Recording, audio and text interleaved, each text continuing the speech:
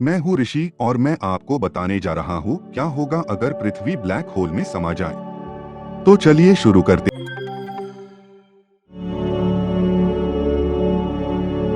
क्या कोई black hole एक दिन हम सबको खा सकता है? उनमें से लाखों स्पेस में बस इंतजार कर रहे हैं। और मान लो अगर हम गलती से ब्लैक होल बना लेते हैं तो ठीक है, आप बेहतर तरीके से अपनी सीट बेल्ट बांध लें। चीजें वास्तव में बदलने वाली है।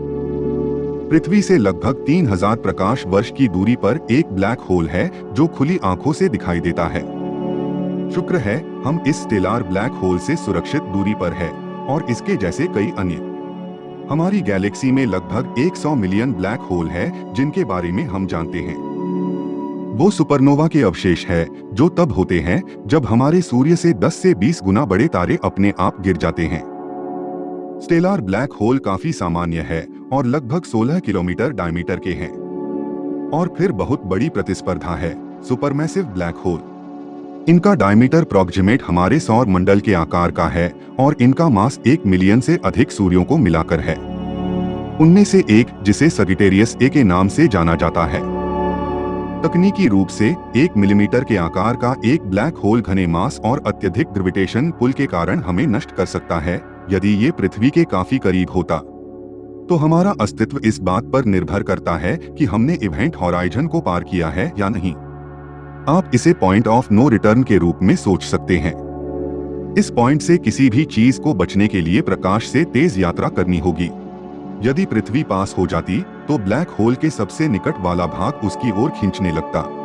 हमारा एटमॉस्फेयर खाली होना शुरू हो जाएगा और फिर पृथ्वी के विशाल टुकड़े अलग हो जाएंगे। यदि पृथ्वी ब्लैक होल की कक्षा में गिरने में सफल हो जाती है तो हमें टीडल हीटिंग का अनुभव होगा। पृथ्वी पर मजबूत असमान ग्रेविटेशन पुल लगातार पृथ्वी को बदलता रहेगा। ये इंटरनल फ्रिक्शन की एक जबरदस्त मात्रा उत्पन्न करेगा जो पृथ्वी के कोर को विनाशकारी स्तर तक गर्म करेगा। ये शायद भूकंप, ज्वालामुखी और घातक सुनामी को जन्म देगा। आखिरकार पृथ्वी एक प्रक्रिया में फैलने लगेगी जिसे स्पेगेटिफिकेशन के रूप में जाना जाता है, न कि स्वादिष्ट पनीर टमाटर के तरीके से। मान लीजिए कि आप एक सुपर हीरो है और ब्लैक होल हेड फर्स्ट से लड़ने का फैसला किया। ठीक है, आपकी बाहें आपके पैरों की तुलना में करीब होंगी, जिससे आपका शरीर लंबवत रूप से खींचेगा और अधिक से अधिक श्रिंक हो जाएगा। एक एवरेज साइज्ड के स्टेलार ब्लैक होल के लिए इवेंट हॉराइजन से कई 100 किलोमीटर दूर स्पेगेटिफिकेशन हो सकता है, लेकिन एक सुपरमैसिव ब्लैक होल के लिए फिजिसिस्ट्स का मानना है कि ये इवेंट हॉराइजन के अंदर इसके आकार के कारण होगा। आखिरकार ब्लैक होल में प्रवेश करने वाली कोई भी चीज अलग अलग परमाणुओं की एक स्ट्रिंग में फट जाएगी, चाहे वो किसी भी आकार का हो। ये किसी भी चीज के साथ होगा जो इसे पार करती है, चाहे वो लोग हो, तारे या ग्रह हो। अनफॉर्चुनेटली हमारा पूरा सोलर सिस्टम बर्बाद हो जाएगा। सूर्य और हमारे कई ग्रहों का संतुलन बिगड़ जाएगा, जिससे वो एक दूसरे से टकरा सकते हैं। और तो और हमारा एस्टेरॉयड बेल्ट हमारी ओर खींचा जाएगा। जिन 5,52,894 एस्टेरॉयड के बारे में हम जानते हैं, उनमें से लगभग 2000 एस्टेरॉयड 100 किलोमीटर से अधिक डायमीटर के हैं। इसलिए हम स्पेगेटिफिकेशन से पहले ही मर जाएंगे। सच कहूं तो मुझे यकीन नहीं है कि कौन सा बुरा होगा। सोलर सिस्टम में जितने भी मैटर है वो सब अक्रिएशन डिस्क में शामिल हो जाएंगे। जैसे ही चीजें ब्लैक होल में खींची जाती है, ये भारी मात्रा में रेडिएशन उत्पन्न करती है। इसलिए भले ही हम किसी तरह सभी एस्टेरॉयड से बच गए हों, हम रेडिएशन से मरने की संभावना है। मानो या ना मानो, एस्ट्रोनॉमर्स ने रेयर ग्रहों की खोज की है जो 2 तारों की प्रदक्षिणा करते हैं। हालांकि ये एक ब्लैक होल और हमारे सूर्य के साथ एक संभावना हो सकती है। एक्सट्रीम टीडल फोर्सेस हमारे ग्रह को निर्जन बना देंगे और इससे भी बदतर, हम कक्षा से बाहर निकल सकते हैं या अंत में सूर्य या ब्लैक होल द्वारा निकल सकते हैं।